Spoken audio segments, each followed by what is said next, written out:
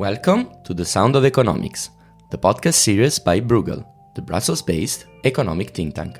I'm Giuseppe Porcaro. I'm Alicia Garcia Herrero. And in today's episode, we will speak about the middle to high income trap in East Asia and its China dilemma. This episode is part of Bruegel's focus on global China as seen from Europe, which includes as well a monthly newsletter, ZhōngHuá Mundus, to which we invite you to subscribe. The link is in the show notes. Little promotion aside, we are very happy that Shirley Lin has joined us from Taipei to discuss today's topic. Hi, Shirley. Hi. Shirley is a Compton visiting professor in world politics at the Miller Center of Public Affairs at the University of Virginia. She is also a non-resident senior fellow in the foreign policy program of the Brookings Institution and an adjunct faculty member at the Chinese University of Hong Kong. So, going to the topic of the episode, the middle income trap is an economic development situation in which a country that attains a certain income due to given advantages gets stuck at that level. And we can say that the high income trap is of a similar nature because although the positioning of these economies might be more advantageous at the beginning, yet they find it difficult to promote innovation in manufacturing or upgrade to higher value-added services to remain competitive and provide benefits to a wider spectrum of society. Shirley, you have widely analyzed the situation in East Asia and you have talked a lot about a high-income trap situation in several countries in the region. What is exactly the status of such situation over there, and what are the consequences in practice? Thank you, Giuseppe and Alicia. It's so great to be on a podcast with dear friends. And I think Europe is more important than ever before, even though I'm based mostly in the US, Hong Kong, and Taipei. I think for your listeners, most of you have heard of the middle income trap, which have plagued many emerging economies because it is so difficult to graduate into the high income status. In fact, for nearly 5 decades after the 1960s, only 13 out of 101 economies have succeeded, including South Korea, Taiwan, Hong Kong, Singapore, and Poland, for example. Since 2008, Croatia, Hungary, Latvia, they've all come in and out of the high income category while competing with countries that are coming up like Malaysia, Turkey. But it is very difficult to not only get there and to stay there. But like most fairy tales, the ending is where the heartache really begins. After reaching the high income status, in other words, becoming wealthy, the East Asian economies have all immediately begun to see a slowdown in growth. Now, this growth went from double digit in the 1960s to low single digit right before the COVID pandemic hit. An important thing about the miracle is it is not an economic miracle only. It's really a political miracle. When it was experiencing all this high growth when I was a child, inequality actually declined and benefits were broadly distributed, which today you know how difficult that is in Europe and in Asia. With the pandemic, we witnessed more and more wage stagnation and what many would say the decline of the middle class. More fundamentally, the structural factors which have led these economies into the high income trap are not easily addressable.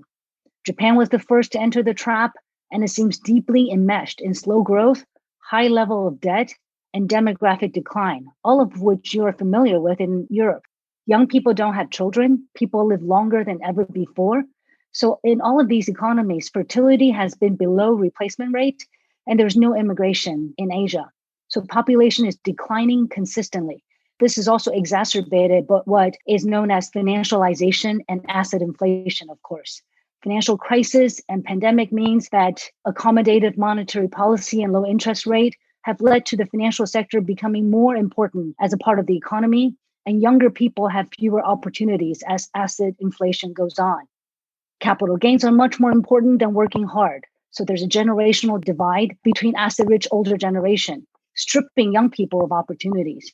Now, finally, what I would say on this podcast with European listeners is that the social and political implications of the high income trap for the middle class in these wealthy societies are far-reaching.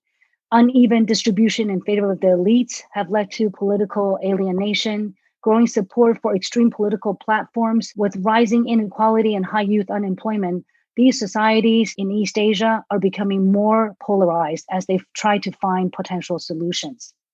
Really, this is very interesting because what you are describing is basically those countries coming much closer to a political, economic, and social demographic situation of European Union countries, for example. And when you describe exactly this motion towards a polarization of society and of politics, it comes to my mind what's going on in Europe. Isn't it, Alicia? Yes, indeed. Thanks so much for this intro, because I think there is a lot of ideas out there that I like to kind of put in different buckets for our listeners. The first, I think, is the old idea, the idea we all know as development economies of middle income trap. And that's basically overcoming an average income per capita. And that might be 10,000, the usual numbers, 10,000 US dollar. That's where Turkey comes in. And then, you mentioned Poland, so on and so forth. And that in itself is hard. You did mention, countries, say Syria was about to get there. Look what happened. I mean, countries go back and don't actually overcome that middle income trap. But what you are saying is even more important and might bring us very soon to discuss China, which is that it's not only about the average income per capita. It's about how it is distributed that makes the difference. So your comments, I think, are well taken because they go beyond that average number and could go all the way to what you call high income trap, not even middle income trap, i.e. Japan. So you could be in that trap even when you think you've actually overcome it. And I think that's very powerful for Europeans because we might actually be there. So I just wanted to highlight those two differences, which I think were very clear in your introductory statement, but I just thought that it makes the thing much more complex, if I may say so. Yes. But zooming into China, because I think this is one of the key issues to understand. I mean, China comes in this situation that you described, Shelley, and definitely changes a little bit the game of everything that has been happening in the region in the past 3-4 decades. Question is, will China fall into this middle income trap? And what is going on there? How the situation of China basically plays within the frame of the region, but also within the frame of the issues that you highlighted within its own domestic development. Well, first, I think Alicia's comments is very important, which is the whole concept of middle income and high income, which is a very big part of President Xi Jinping's sort of new idea or old idea. And like Alicia says, it's only an average. It doesn't mean everybody is benefiting as the country grows. And is GDP really all that important? This is a very interesting question that Europeans could appreciate. Or is it more important for people to be happy? And what does happiness really mean? So China is a very interesting case if we talk about first aggregate ambition to become a high income country. Because while it's really worried about being stuck in the middle income trap, which is defined by the World Bank as sort of being in that category of 1,000 to 12,500 per capita for over 42 years, then you're officially in the trap. I'm not sure what the definition really makes any difference, but it has already exhibited symptoms of a country actually in the high income trap, and it hasn't even reached that. What do I mean by that? Well, not only has growth slowed down from double digit to single digit in the last decade, it has so many of the problems of the high income countries, starting with dramatic population decline. 2019 hit a historical low birth rate in the country's founding 70 years ago. But then in 2020, people were shocked. Birth rate dropped another 15%, with only 10 million babies born. This means fewer and fewer young people will be taking care of more and more older people. And while policy moved from limiting people to having only one child, now they're incentivizing, almost forcing young people to have more children. Women are not inclined to have more. And I learned from teaching mainland Chinese students for the last 10 years that they're not interested. Marriage is still a key factor in China for birth rate. It has plummeted by 41% in the last 6 years. So on top of this, inequality, which Alicia mentioned, inhibits growth. And it has widened in China more than in any of the East Asian economies that I mentioned, which are high income economies, which naturally sees financialization and more inequality. But China has fallen into all of these challenges without ever actually having become a high income country. So what do Chinese leaders really think? Well, during the 19th Plenum last October, President Xi Jinping made it very clear China was going to achieve socialist modernization and become a high-income country by 2035. That's really ambitious. And reaching GDP per capita of 30,000, 3 times what it is currently. Now, if China were to achieve this, from my point of view as a political economist, there will be 2 miracles that are necessary. Politically, so far, and my husband, Harry Harding, who's a US-China expert, always loves to say the miracle of China is a political miracle, not an economic one. Because without moving away from a socialist goal, it has actually been able to tinker with economic policy to fit the reality, to force development in a way that's politically actually not liberalizing. So politically, no large economies have reached a high-income status without democratization. So there are some resource-rich countries in the Middle East, which are the notable exceptions, and smaller economies. So that's the first miracle that's needed. Is that possible? Second, economically, middle-income economies also need to migrate from investment-led to consumption-led growth. And Chinese leaders absolutely understand this. So Xi Jinping has now a new idea, which is the dual circulation strategy to boost domestic consumption. This is even more important now because of the pandemic and tension with the US, which have reduced export and investment. Related to the second point is how inefficient China's investments have been because the market is not open and resources are misallocated. You can read Alicia's excellent piece on the Bruegel website titled China's State-Owned Enterprises and Competitive Neutrality to really appreciate how wasteful China's investments can be. Wow. Alicia, what do you think about all this? I mean, I think Shirley's points on how hard it will be for China to really overcome that trap. And I don't want to define it as middle income, because again, we can just say maybe, yes, we can reach, in a way, China has already overcome a middle income trap in the way we generally define it, because it's beyond 10,000 US dollar per capita. So that's not the trap. The trap really is about how to really create developed market society. Let's focus on the economics, a developed economy. And Shirley knows much more than me about the political requirements to do that. And I won't get into that. But that developed economy, think of any developed economy. Think about Japan or even South Korea. Actually, South Korea could be a very good example because South Korea has indeed moved beyond the middle income trap all the way to developed economy. And it still has massive challenges. So poverty is concentrated in the elderly because the welfare state is not that of Europe. So, this Asian model of surpassing the middle income trap, except for Japan, I would argue, is kind of shaky because it doesn't have the pillars to basically achieve a decent is a kind of a value-driven word, but a reasonable, let's put it this way, reasonable distribution of income. And I think that's the core of the issue. How do you get there with a reasonable distribution of income? And it is very hard because in a way you've built a society which is in some cases, and South Korea is, and of course not the case, it's still a democratic society, but in some cases trapped by vested interests. And that makes it even harder to achieve that income distribution that allows you to call yourself a developed economy, not only having surpassed the middle income trap. So I guess the challenge there is much bigger than this 2035 target that Fifth Plenum has announced for China. I'm curious, actually, Alicia, posing a question to my moderator, but you said Japan's an exception. That's really interesting because my goal when I went to college, when my teacher who just passed away, Ezra Vogel, wrote Japan as #1, my goal was to learn Japanese and move there and just live there for the rest of my life because there were so many wonderful things about it that were aspirational. And what has happened is Japan is actually the first to fall into the high income trap in East Asia. The only difference between Japan and the rest of Asia and Europe is actually it has this, what you see is not asset inflation, but of course it's really not able to have a more vibrant, dynamic economy, and it's just lingered.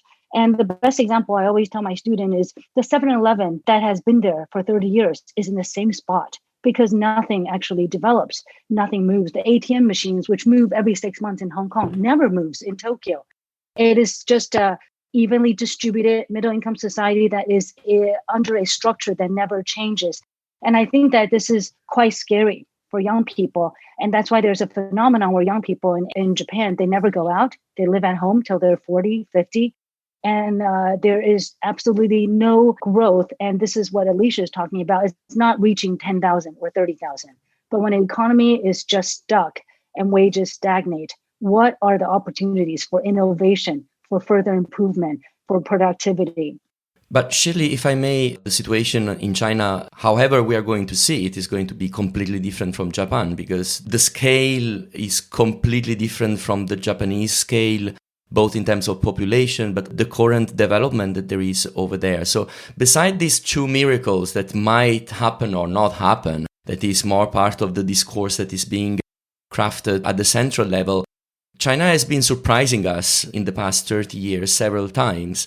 Do you think that it might surprise us again? It doesn't mean that they might not fall into the trap, but the way they might fall into the trap, or like they might develop, might change again the rules of the game. Absolutely. China is an exceptional case, first of all, because of the size. When I decided to study the high income trap, there are a few scholars that do it, not very many. The big difference is between small and large. A high income society like Hong Kong or Liechtenstein really have no resemblance. There's no lesson to be learned for China. Although many people will say Deng Xiaoping admired Singapore and started with that kind of idea of state capitalism. But most of what China is doing is really feeling the stone as you cross the river. It's quite amazing what it has done. And I think China's miracle will be actually keep the value that it has talked about, a modern socialist society. What does that really mean? And how does distribution work? I would say that the biggest surprise here would be over the last 10 years of teaching mainland Chinese students is they are different than their parents. They are not willing to work day and night for the goal of making the country rich. And there's something more to it. And I'm not sure what it is. Watching young people talk about their goals and asking them why they don't want to have children. It's a dream for the older generation to have merely 2 kids. And today, young people don't even want to have 1. And so the Chinese government's conundrum is that public policy does not work like in the past. And even though they've relaxed the one-child policy, nothing has happened in big cities. And people are not driven to do what the government top-down has decided you should spend. You should have more children. And so that would be a really interesting case of how would public policy work in such a large economy that has a changing generation with different values. And young people in China, frankly, want democracies as much as everybody else. They want a voice in policy. They want a voice in how their society is structured. Alicia, you observe the evolution of the economy in China from very close, but also you have this global perspective that we try to bring in our China focus here at Bruegel. How do you see this playing around the region? I mean, we started with a look at the region. How do you see the evolution, like zooming out a bit from the domestic situation, how this has consequences in what is going to happen across East Asia? And also, which are the global consequences? What we as European, we need to observe and watch for. This is a very good question, and it brings me, although I may be pushing it, but I do want to respond to Shirley as well on Japan. So basically, Japan could be, put it this way, like a model. Well, not that it has to be a model, but an experience to compare China with. So Japan, yes, it is a smaller economy. China has more tools because in many cases it can behave as a monopsony, meaning the largest buyer. So it has more bargaining power than Japan ever did. So that makes a difference because that gives you more room, if you see what I mean. Like maybe your country's return on assets is very low, but you are everywhere in the world and you determine, the conditions. Japan never managed to do that. So granted that China could have more room because of its size, which is the point you were making, Giuseppe, we still need to come to the reality, which Shirley was mentioning, that China's population is literally plummeting. And this is not only 2020, minus 15% fertility rate. It's actually true every year since they lifted the one-child policy, which is 2016. So it's not as sharp, but it's been always, falling faster and faster. And let's face it, because I know many people will say this is because of COVID. No, it is not because of COVID. Children need to be, put it this way, cooked for 9 months. So 2020 is not COVID, okay? Because I hear this all the time. So, or at least only 2 months of COVID. And that's not the reason. We are also seeing that with COVID, we're going to see some sort of small baby boom kind of wave across the world. So we should wait for the data after the first semester of 2021, I would say. Maybe. But it's not that much of a joke here. I mean, I'm not speaking about too much of a joke side, but yes, it's a social experiment. Anyway, so what I meant to say is that China aging is becoming, not yet, but is becoming, at least the trend is very similar to Japan. So China could one day look like Japan. Forget about the size. And what that means is that it could be either Japan, i.e. stagnant, and Shirley described what it is, or worse than Japan. Because let's face it, when I said Japan is an example, I was referring to income distribution. So yes, you are stagnant, but at least you don't have a major social issue. You don't have populism in Japan. Giuseppe, why? Because income distribution is not a problem. You have many other problems, but not that problem. And I think that's important because when we say it could look as bad as Japan, we forget to add it could look worse than Japan. By the way, Japan is also a major creditor, international creditor. It's accumulated huge external assets. It is not clear to me whether China will manage to do so per capita, meaning to be like economic history, a rentier, like you just live out of your savings. It will be much harder for China to live out of your savings. So what I'm coming to, and now your question on the global impact, is that China might actually grow much less before it becomes rich. And this is a common phrase that we hear all about. So these two ideas. One is, China dominating the world, and because China can impose its own standards, its own conditions, no matter whether it ages, it just manages because it's basically the new superpower. That's one. And hopefully because of that, they will manage to improve on income distribution. So I wish, but it's not certain. But the other one, which is even more gloomy than Japan, to be frank, for the reason I mentioned, is that you may not have enough resources to distribute income. Look at how fiscal expenditure is being distributed in China. There's a lot of data out there that social expenditure is actually falling as a percentage because there's many other things that need to be paid for, from military expenditure to others. You have the likelihood of a pension problem increasing. You have health expenditure basically ballooning, which is actually not covered for or catered for. So, this idea of grandiosity of China, which frankly, I wish it will, because it's good for the world in a way. I mean, maybe not the superpower part, but the fact that it will do well. I mean, nothing against it. But it might be an overstatement because there's so many contingent liabilities that we're not taking into account. And I think that's important. So I wish China well, but looking like Japan, no matter how stagnant, to Shirley's point, might actually be a dream if you think about it. And that's important to realize. So the 2035 might look X, 20,000, but the question is which income distribution? And what about welfare state in China? What about our pensions being paid? What about the health expenditure and all of the rest? And that is what I mean by a developed economy. So it is a big issue, I think, that China will need to deal with in the next few years. If I may add, Alicia, and maybe Shirley can say something about it, because we've been speaking about income distribution within the population and so on. But when I think about possible things that can go wrong in China and that can go wrong differently from Japan or other places, exactly because of its size and geography, and also about the fact that, urban development on certain areas is different from the rural areas and so on.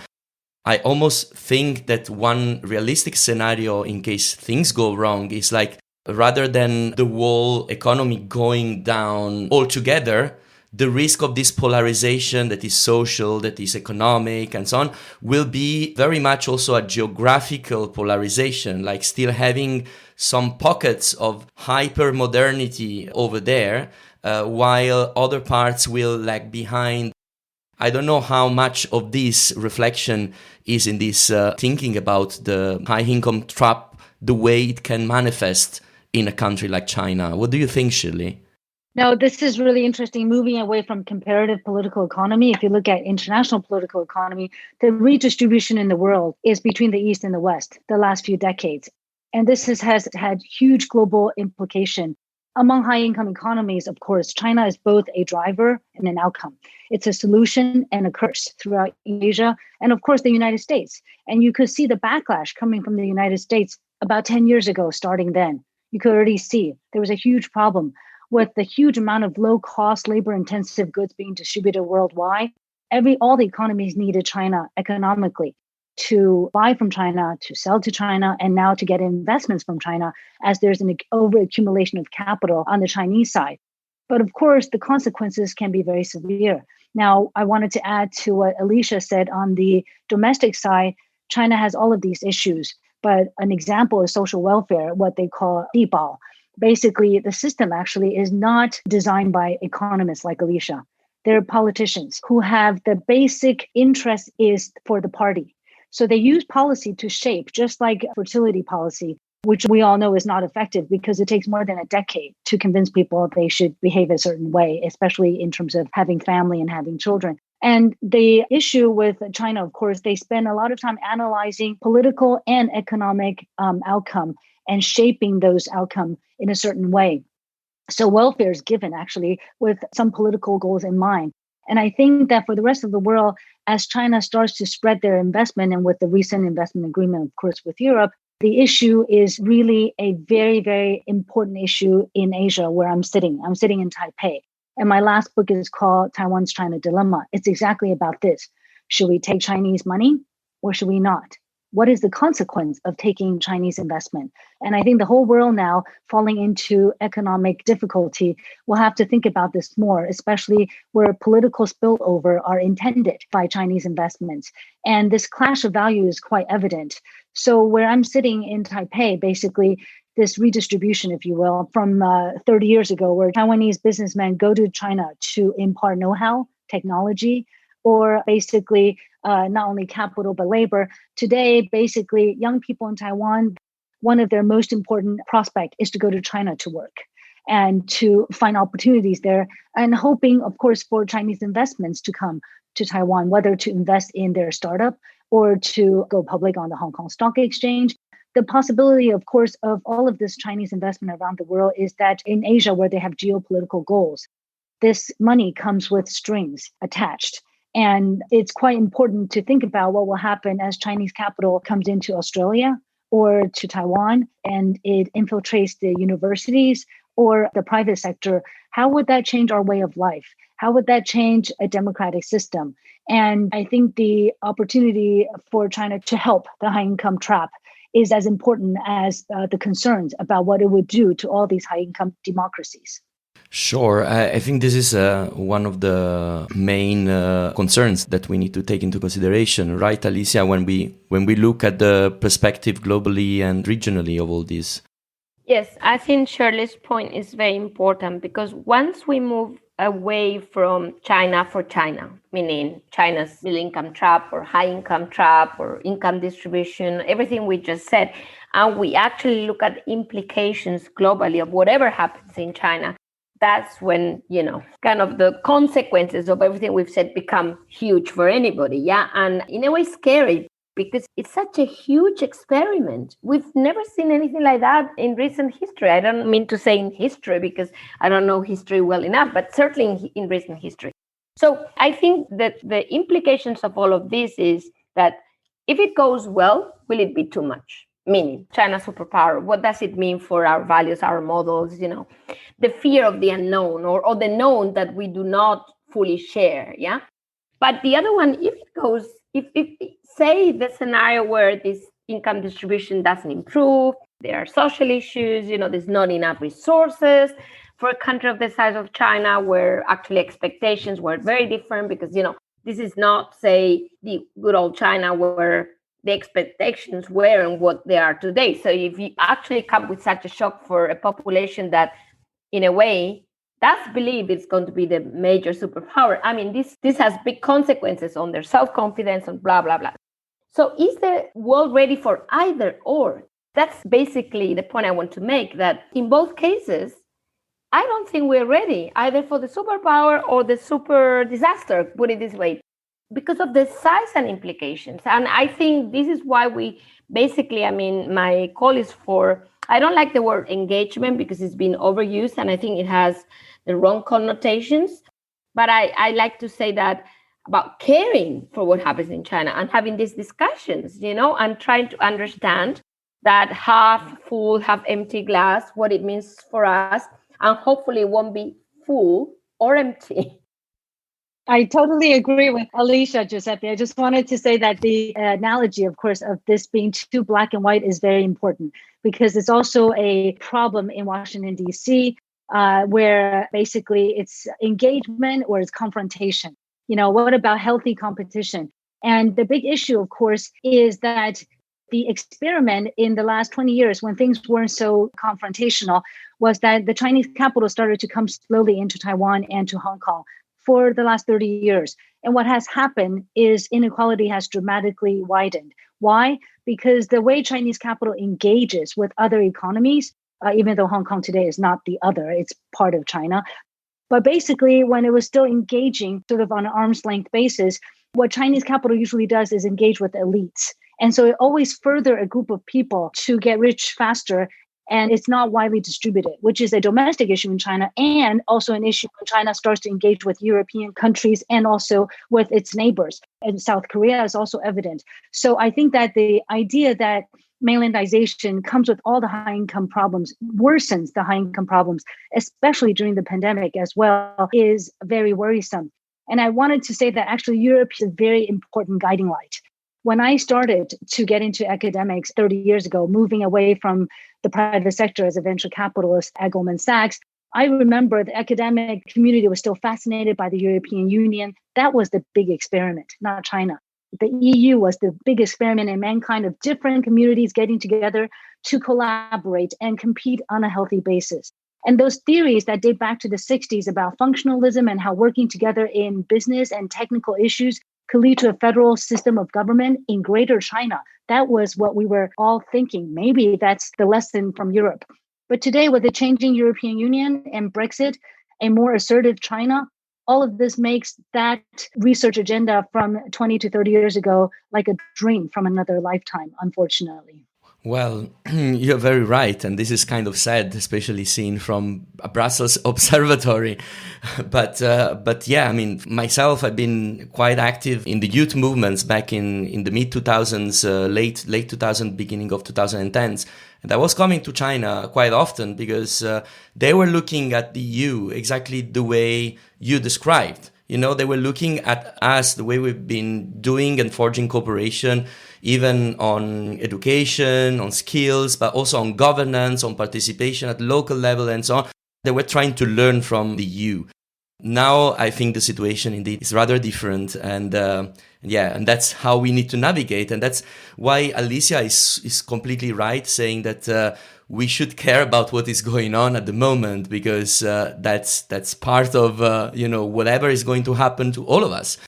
We are almost going through the end of this episode. We could go really on for a long time because it's super interesting. But coming back to the current affairs, let's say like that, we didn't touch too much, the situation with COVID, but how do you think COVID is changing the nature of the issues we discussed here, whether if it's the high income trap or this pressure from China or the future of young people, which you mentioned several times? How do you think this will play? Yeah, we didn't talk about young people enough. And that's what I think about most of the time. I worry about their future. In addition to the structural issues we talked about in the high income trap, basically, COVID has accelerated all of the trends that we talked about, not reversed it or changed it. And I think that that's really, whether it's competition between the US and China, or it's the dependence on China, all of this has been really accentuated by the pandemic. Now, I think there's two things. One is what has happened to young people. Well, in the past 2 years and the past 20 years, really, young people in the areas where China really wants to have a dominant voice, namely Hong Kong and desperately Taiwan, I think that you could see the data. Young people in these places feel less and less Chinese. Now, that's a really interesting concept. What does it mean to be Chinese? It's very ephemeral. I'm Chinese culturally. I mean, I eat Chinese food and I read Chinese literature. That's how I grew up. But does it mean I am Chinese in terms of my value or politically? I think that's what it means when Hong Kong public opinion polls show that basically no young people between 18 to 29 consider themselves Chinese. That's pretty shocking from the high in 2008, where most people in Hong Kong felt patriotic and happy to be back with the motherland. Same thing in Taiwan, basically. Any kind of survey that should ask young people what they think, nobody wants to say that they actually are Chinese. They want to say they're Taiwanese. Now, usually that means something else. They want to exert their identity in a certain way, just like young people in Europe. They want to say something through these surveys. But I think that what it really means is they feel like they don't like the pressure exerted by superpower economically, which dictate how they should do things, when they should do things, how they should do things. But I think the COVID situation has given us a wonderful opportunity to look at possible solutions to the high income trap, of which, unfortunately, in my 10 years of research, there are very few. There's really no solution to quantitative easing and interest rate moving in a certain direction. But I think Taiwan, where I'm sitting, and I usually don't live in Taiwan, but this past year has been quite unusual. I think it's an excellent example of a high-income democracy, which has spent years nurturing a good healthcare system and with sound public policy. And one of the lessons learned in the successful fight in Taiwan against the pandemic, with 23 million people, but only 9 deaths and less than 1,000 COVID cases, is that trust is unquantifiable and very important between the people and its government and among the citizens themselves. And the United States, which has such low trust in the government and among citizens, is a good counterexample because that's where I live half the time. I think this has allowed Taiwan to experience record-breaking export. So healthcare resilience and economic resilience are very interlinked. And with over 3% growth last year, Taiwan is going to achieve, by Alicia's estimate, probably over 4% this year, with an enviable sector, semiconductor and the information technology area. So I think the lesson for, of course, high-income economy is you have to nurture really innovative, and this is an issue in China. China is there are many, thousands of scholars studying, can an authoritarian system breed innovation? And this is for a separate podcast with many other experts who can join in. But fighting against the threat from China in Taiwan maybe has created the Taiwanese resilience on healthcare and economics that other countries that don't have such sort of threat don't have the sensitivity. And even though it's very polarized politically, there's no doubt in Taiwan, there's a lot of discussion about what to do with Chinese investments. But the high-income challenges I mentioned are still alarming, like Taiwan's household debt have reached over 90%. That's the newest data, way beyond average for high-income economies. But parts of Taiwan shows you that you can really do better. But I would say my best example, I would leave for Sweden, of course, is the world's dream of any high-income economy, to have women who work, improve productivity, and have lots of children. And I think in that, Asia has no good example today. Alicia, some last words from you before we close? It's very hard to compete with Shirley. So, if I stay silent, that's the best I can do. But I will use this opportunity, Giuseppe, to thank you for organizing this wonderful podcast. It's so refreshing to have an open conversation on these topics, without any kind of constraint, to be frank. And I've learned a lot from Shirley. I think it's been extremely interesting for our European listeners because it's a very different perspective. We think, and I want to end with this, that Asia is perfect sometimes in Europe, that there are no problems in Asia, that they grow so fast, that everything is. And Shirley's bringing an idea, which is very important, that they do have problems we have. They may not have populism for a number of reasons we went through, but they do have aging issues. They do have debt, household debt. They do have problems with productivity. And the future doesn't look as amazing as it does sometimes look from the European eyes. So this is just to bring a little bit of that positiveness for European listeners, that we're not the only ones with problems, and there are others in Asia, especially on this front, that Shirley covered for us today. Indeed, Alicia, and of course, thanks for the compliments for organizing the podcast, but thanks to you as well, because we are organizing this together. But what you pointed out is exactly what we are trying to bring in terms of fresh discussions with people from the region, especially with the focus on China. And we are going to have more of those kind of episodes. We did it in the past, but now we are structuring it more around this focus on global China as seen from Europe, which is our own point of view. And again, I would like to remind our listeners that we have a new monthly newsletter called ZhōngHuá Mundus, and we invite all of them to subscribe, and the link is going to be in the show notes in order to subscribe to the new newsletter. But having said that, I would like to thank you, Shirley, so much for your time, and thanks so much, Alicia. Thank you, Shirley. It was wonderful. Thank you so much. Thank you. So much fun. And as usual, you can read in open access all the analysis by our scholars on our website, www.bruegel.org. Thanks a lot for joining to The Sound of Economics. Until next time, bye-bye.